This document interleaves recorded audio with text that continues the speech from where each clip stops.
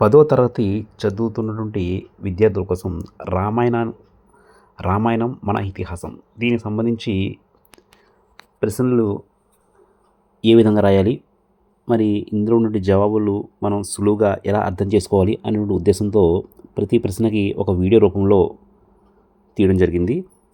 ఇందులో మొదటి ప్రశ్న వచ్చేసి రామాయణ ప్రాశస్త్యం గురించి. ఈ ప్రశ్న మరి పరీక్షల్లో ఎక్కువగా అడగడం జరుగుతుంది. ఈ ప్రశ్న మరి ఏ విధంగా మనకి అర్థం చేసుకోవాలి, ఇందులో ఉండేటువంటి ప్రతిదీ కూడా చిత్ర రూపంలో, ఒక ఇమేజెస్ రూపంలో చూపించడం జరుగుతుంది. అయితే రామాయణ ప్రాశస్త్యంలో ఉండేటువంటి అన్నీ కూడా ఒక్కొక్కటి కూడా మీకు ఈ విధంగా చూపించడం జరుగుతుంది. కాబట్టి ప్రతిదీ కూడా దృష్టి పెట్టి వినండి, చూడండి. ఇందులో ఉండేటువంటి ప్రతిదీ కూడా మీకు చిత్ర రూపంలో వస్తుంది. అయితే మానవ జీవితాన్ని సంస్కరించగల మహాకావ్యం రామాయణం. మానవ హృదయాల నుండి ఎప్పటికీ చెరగని కథ. అమ్మా నాన్నల అనురాగం, పుత్రుల అభిమానం, అన్నదమ్ముల అనుబంధం, భార్యాభర్తల సంబంధం, గురుభక్తి, శిష్య అనురక్తి, స్నేహఫలం, ధర్మబలం, ఇవన్నీ కూడా వినయంతో కూడినటువంటి ఎదగడం, వినయంతో ఒరగడం, అలాగే జీవకారుణ్య భావన, ప్రకృతి లాలస, ఇలా జీవిత పర్యాసాలన్నింటినీ కూడా చూపిస్తుంది రామాయణం.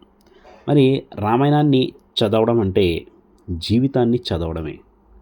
ఈ విధంగా రామాయణం పారాయణ గ్రంథం మాత్రమే కాదు, ఆచరణ గ్రంథం, ప్రధాన గ్రంథం. ఉత్తమ ధర్మాలను ఆచరిస్తే మనిషి మనిషిగా ఎలా ఎదగలడో నేర్పుతుంది. చిన్న చిన్న పాత్రల ద్వారా సమున్నత సందేశాన్ని ఇస్తుంది. ఈ విధంగా రామ విచగ్రహ సత్యధర్మం పరాక్రమం అన్న మహితోసక్తిని మారీచుని నోటి నుండి మహర్షి పలికించాడు. మరి రాముని వంటి ఆదర్శమూర్తి, రామాయణం వంటి ఆదర్శ కావ్యం నా భూతో నా భవిష్యత్. మనిషి ఉన్నంతకాలం రామాయణం ఉంటుంది. ప్రపంచ సాహిత్యంలో ఆది కావ్యం రామాయణం. మరి వాల్మీకి మహర్షి దీనిని రచించి ఆది కవిగా కీర్తి పొందారు. రామాయణం మరి పాలస్త, సీత, హరిశ్చంద్రం, మహత్ అనే 3 పేర్లు దీనికి ఉన్నాయి.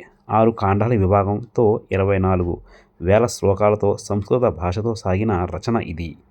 తర్వాత కాలంలో ఎన్నో రామాయణాలు వచ్చాయి. మన దేశంలోనే కాదు, ప్రపంచంలోని పలు దేశాల్లో ఈ రామాయణ కథ మనకు కనిపిస్తుంది. వారి ప్రతిభను అనుసరించి వాల్మీకి కథకు జోడింపులు చేసిన కవులు ఉన్నారు. రామాయణాన్ని అందరూ చదవాలి. దీనివల్ల సనాతన భారతీయ సంస్కృతి తెలుస్తుంది. ఈ విధంగా చూసినట్లయితే మానవ విలువలు తెలుస్తాయి. మనిషి తన జీవితాన్ని సార్థకం చేసుకుంటాడు. మహోన్నత ఉత్తమ గుణాలను కూడా పొందగలుగుతాడు. గురువుల పట్ల ఏ విధమైన అభిమానం చూపించాలి, అలాగే గురువుల పట్ల మన ప్రేమ ఎలా చూపించాలి, అలాగే మనం ఒక డిసిప్లిన్గా ఏ విధంగా ఉండాలి, ఇవన్నీ కూడా మనకి రామాయణంలో, మరి రామాయణ ప్రాశస్త్యంలో అన్నీ వస్తాయి. కాబట్టి మనం రామాయణంని చదవాలి. దీన్ని చదవడం వల్ల మనకి ఈ విషయాలు అన్నీ కూడా చాలా క్షుణ్ణంగా తెలుస్తాయి. కాబట్టి విద్యార్థులందరూ కూడా ఇది చూడండి, చాలా చక్కగా సొంతంగా ఈజీగా రాయొచ్చు. కాబట్టి ఇటువంటి అనేకటువంటి ప్రశ్నలకి జవాబులు వీడియో రూపంలో వస్తూ ఉంటాయి. ప్రతి ఒక్కరు కూడా ఈ వీడియోని సబ్స్క్రైబ్ చేయండి, లైక్ చేయండి, షేర్ చేయండి. Thank you watching this video. Thank you one and all.